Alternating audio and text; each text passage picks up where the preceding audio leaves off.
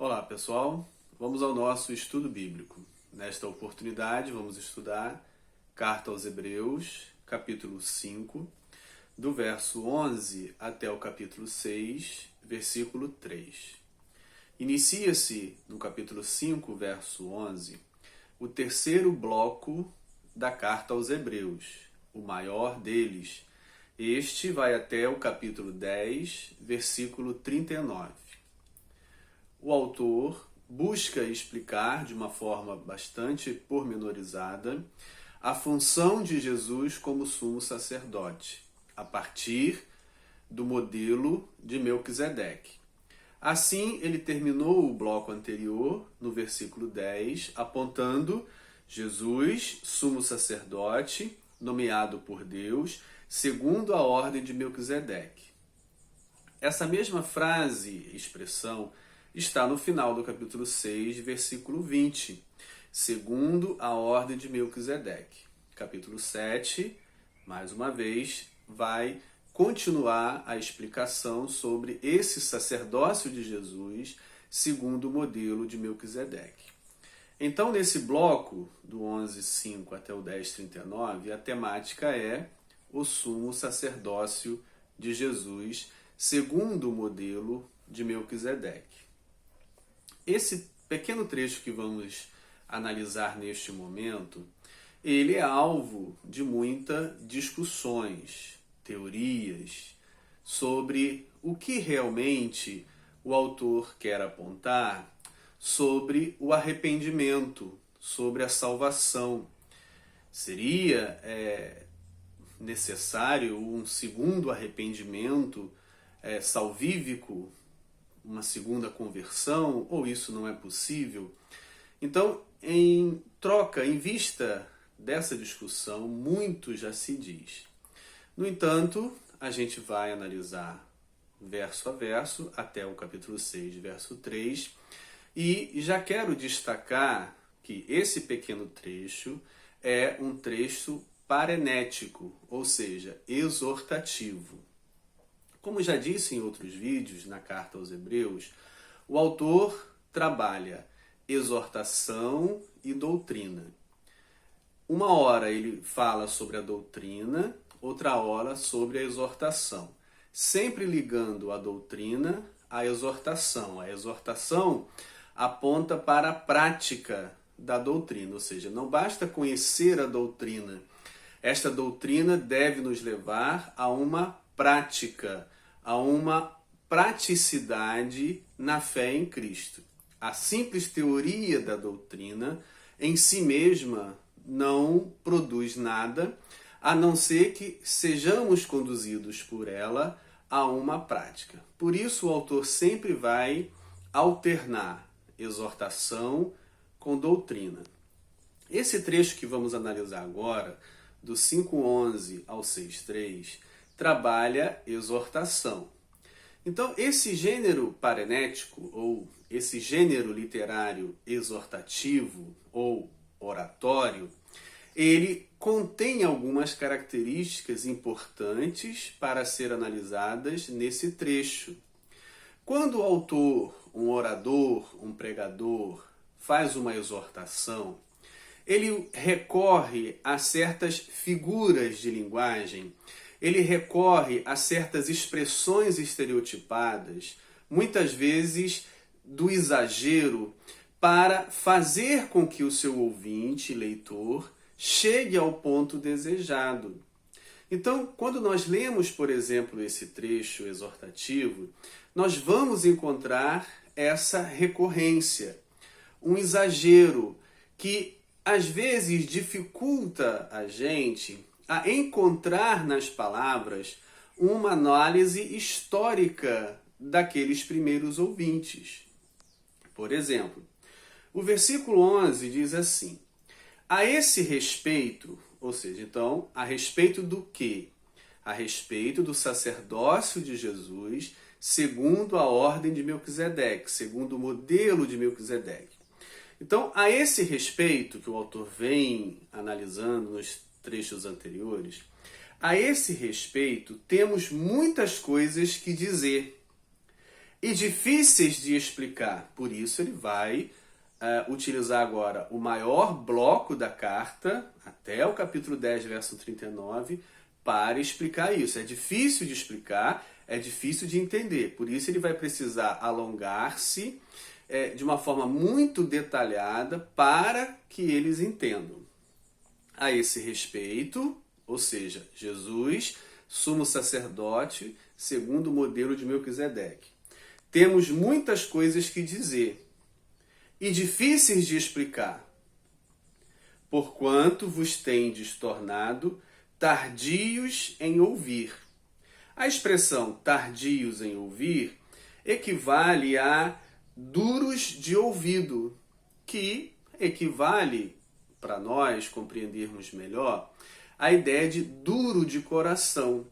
O que é uma pessoa dura de coração? É uma pessoa difícil de se converter, de abraçar o evangelho de amor, de perdão e de misericórdia de Jesus. Uma pessoa dura de coração é uma pessoa insensível. A mesma expressão duro de ouvir está aqui presente para indicar uma certa dificuldade de compreender. Duro de coração, insensível. Duro de ouvir, incapaz ou com muita dificuldade de compreender o que se está explicando. Então ele diz: vocês têm muita dificuldade de entender as coisas que quero explicar. A partir dessas palavras, a gente é tentado a então descrever um perfil desses primeiros ouvintes e leitores. Seriam então pessoas de dificuldade de entendimento, ou seriam pessoas que estariam no início da fé cristã e não se desenvolveram? Veja só como a continuação da leitura vai nos revelar que este não era o perfil deles. Por exemplo, vou adiantar, depois eu volto. No capítulo 6, no capítulo 6, verso 1 em diante, vai dizer assim: por isso, pondo de parte os princípios elementares da doutrina de Cristo, deixemo-nos levar para o que é perfeito, não lançando de novo a base do arrependimento de obras mortas e da fé em Deus, e o ensino de batismo e da imposição de mãos da ressurreição dos mortos e do juízo eterno. Isso faremos se Deus permitir. Final do capítulo 5, verso 14. Mas o alimento sólido é para os adultos, para aqueles que pela prática têm as suas faculdades exercitadas para discernir não somente o bem, mas também o mal. Por isso, pondo de parte os princípios elementares da doutrina de Cristo, deixemos-nos levar para o que é perfeito. Bem, então, o que ele disse lá no verso 11? Dá-nos a entender que eles não tinham chegado à perfeição ou uma situação de conhecimento espiritual pleno e tinham dificuldade de compreender essas coisas. Difíceis de entender, por isso ele vai se alongar.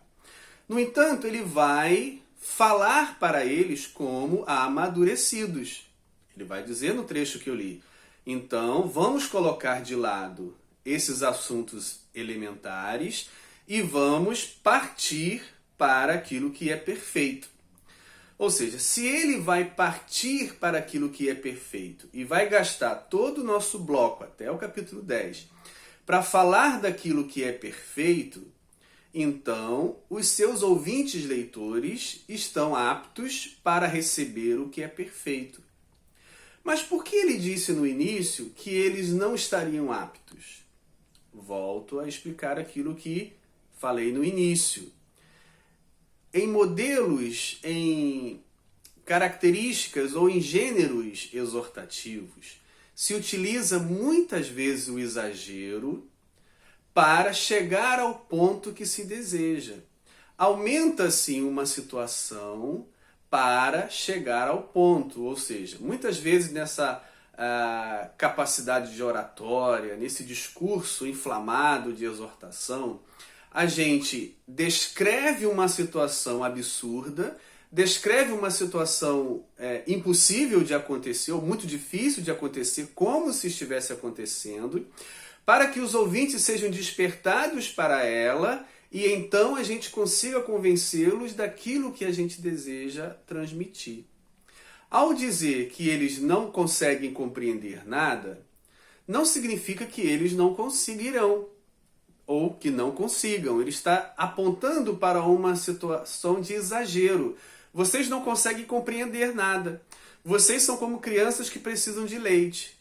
Ao falar isso, ele desperta uma situação hipotética, ele desperta um exagero, ele usa um exagero para então falar aquilo que ele quer. Porque se eles são então crianças que não podem receber o alimento sólido, que precisam apenas dos princípios elementares, então ele deveria falar dos princípios elementares. Como ele fala que vocês são como crianças que deveriam estar avançando e ainda estão lá nos rudimentos primários, e ele então passa a falar daquilo que é perfeito, logo eles não estão nessa situação de forma plena e absoluta de infantilidade espiritual. Espero que eu esteja conseguindo falar de forma clara que o gênero exortativo ou a oratória muitas vezes utiliza o exagero, apresenta situações estereotipadas, exageradas, para se convencer do argumento que se queira. Então a gente não pode, a partir desse modelo, desse método de exortação, indo ao exagero, achar que consegue descrever o perfil desses primeiros leitores como sendo pessoas incapazes de compreender o sacerdócio de Jesus. Tanto são capazes de compreender que o autor vai falar sobre ele. Volto a falar. Se eles fossem, de fato, crianças incapazes de compreender além dos primeiros rudimentos, o autor então estaria perdendo o seu tempo falando sobre as coisas elevadas. No entanto, ele vai falar sobre as coisas elevadas, apresentando essa introdução para chocá-los, para despertá-los, para dizer, olha, vocês não são crianças, vocês estão se comportando como crianças, mas vocês não são crianças. Vocês são capazes de compreender e por isso eu vou falar. E aí então ele fala. Bem, com isso, já deixa um pouco claro para nós o perfil desses primeiros leitores ouvintes da carta aos Hebreus. Não eram pessoas que a gente poderia dizer incapazes de compreender as coisas elevadas do Evangelho de Cristo. Não, não eram incapazes. Tanto não eram que o autor vai passar a falar para eles, em primeiro lugar, essas coisas elevadas. Isso posto, vamos então continuar a leitura do trecho, entendendo que isso que ele fala de forma exagerada não é suficiente para descrever o perfil daqueles primeiros leitores, mas é um método do exagero para levá-los ao ponto que se deseja. Isso posto no verso 11, vocês se tornaram duros de ouvido, ou seja, incapazes de compreender. E aí a gente vai percebendo mais uma vez na frente que ele vai então explicar, logo eles não são isso de forma absoluta. Verso 12.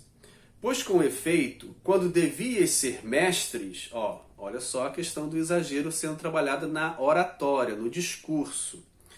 Pois com efeito, quando devias ser mestres, atentando ao tempo decorrido, de conversão e vida cristã de vocês, tendes novamente necessidade de alguém que vos ensine de novo quais são os princípios elementares dos oráculos de Deus. Assim vos tornastes como necessitados de leite e não de alimento sólido. Ou seja, aquilo que eu estou tentando explicar.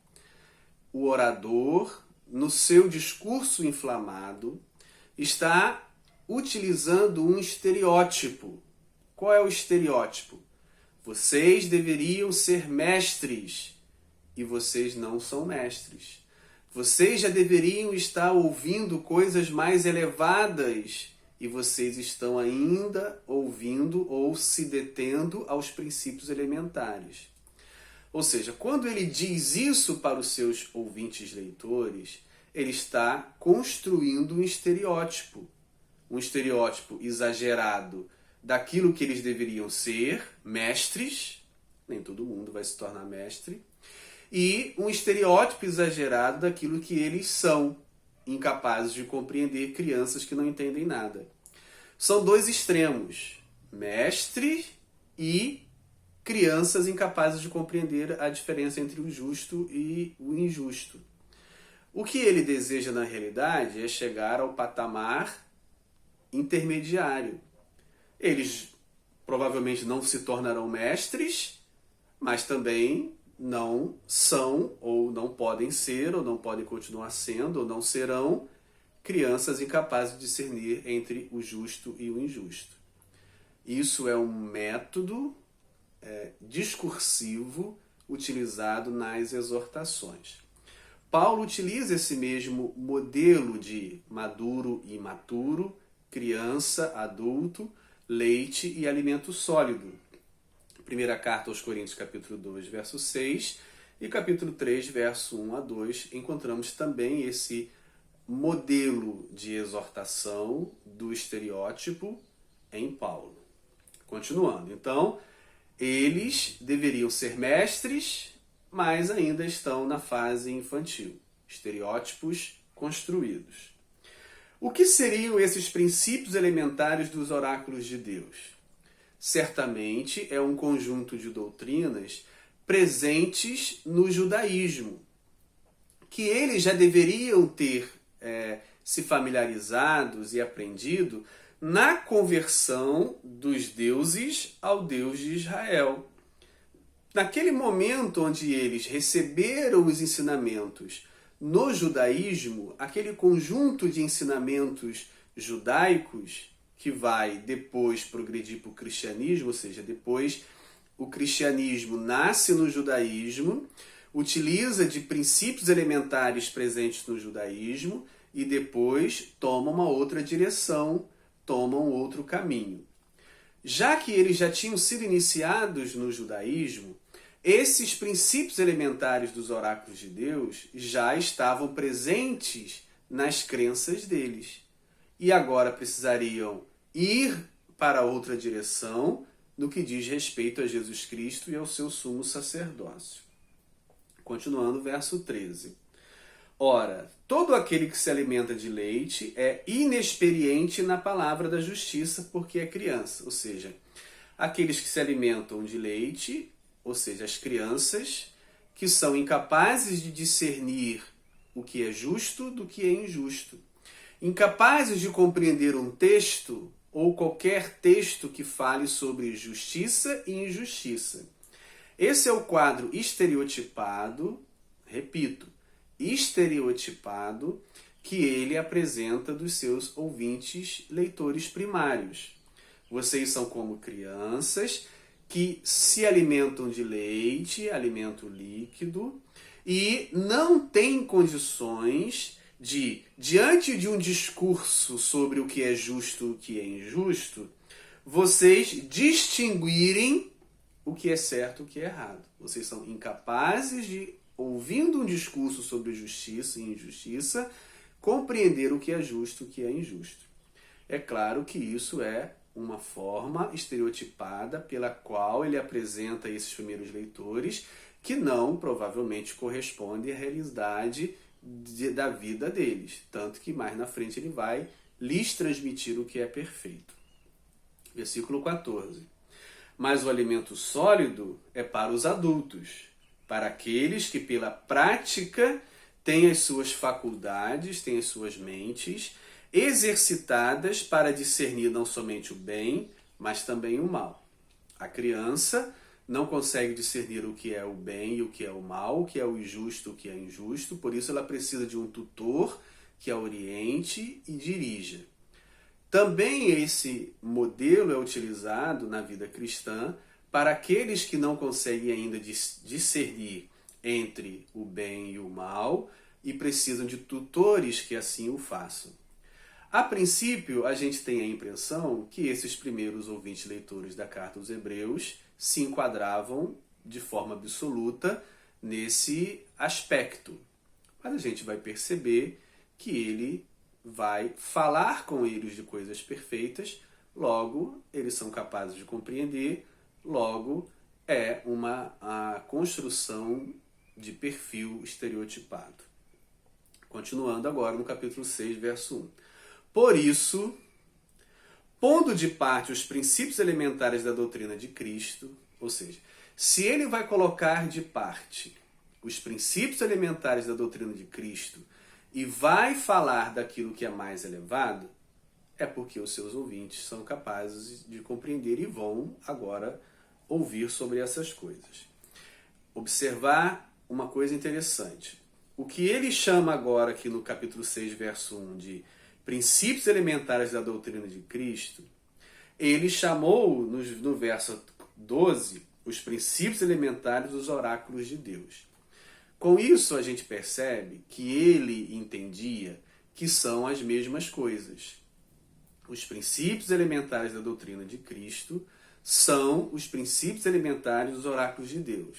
Ou seja, são princípios que estavam presentes no judaísmo. E aí ele continua.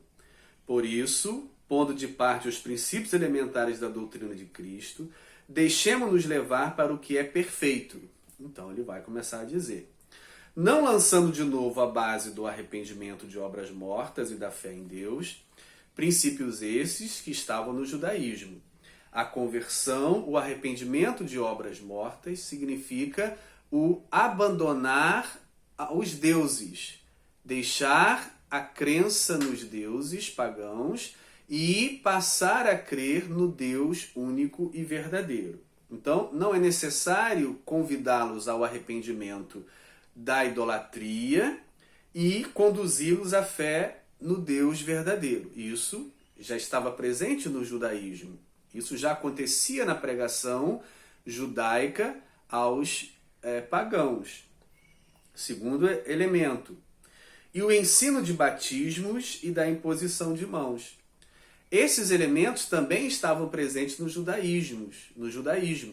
Tanto que ele utiliza batismos no plural.